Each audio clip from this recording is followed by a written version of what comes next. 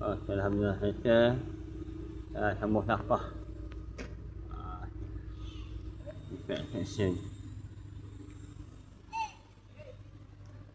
Ini kita nak check semua lah.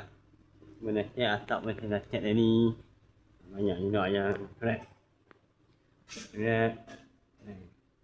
Ada yang hollow, ada yang cat. Semua. Sini ni.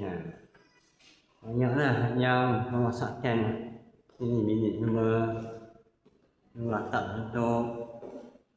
Punya owner dia. Lain.